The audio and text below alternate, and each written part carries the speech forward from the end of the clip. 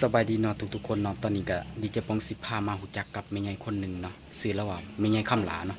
อยู่บ้านสะพานเมืองบ่ปีแขวงสะระวันอายุของเราตอนนี้ก็ได้ประมาณ100 กว่าปีแล้วเนาะตอนนี้เรากำลังเฮ็ดกินแต่งกินเองแต่ว่าเราอยู่ซื่อๆบ่ม่วนเราอยากเฮ็ดกินตอนนี้เรามาปีกบเอามาเบิ่งเราเลยเนาะมาเบิ่งนํกันเนาะว่าเป็นจังได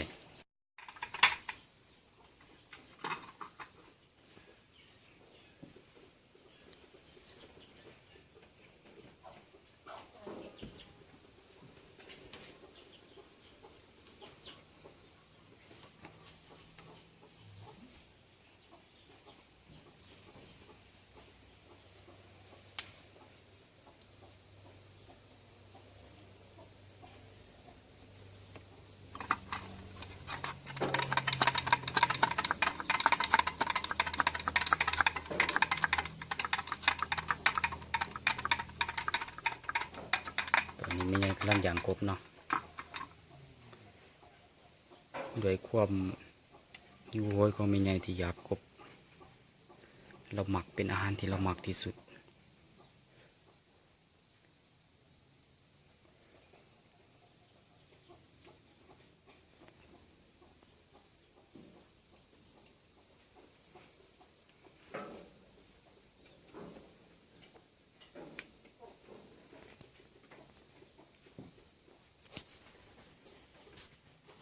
แม่ใหญ่คนนี้เราเป็นคนห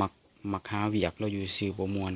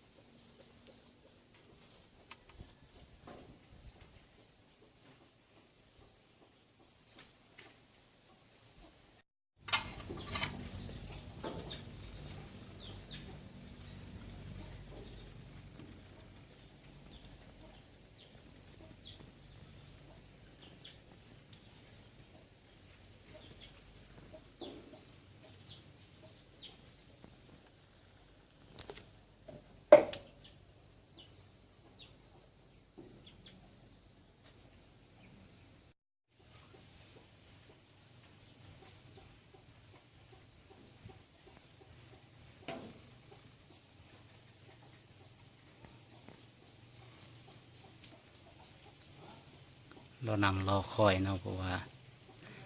เรารอคอยเราอยากกินเขาวเนาะเพราะว่าเราอยู่เพื่อนผู้เดียวเราอยากกินปีงกบแล้วกบอันปีงกบนี่ก็เป็นอาหารโปรดของเราที่สุดเพราะเราแนมหันแนมหนีอยู่เนาะเราวีผมเราปัดผมแล้วนะเราเอาทรงผมหน่อยหนึง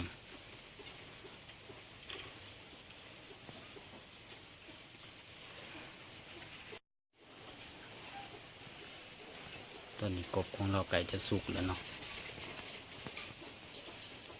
ทานไฟกำลังแดงขึ้น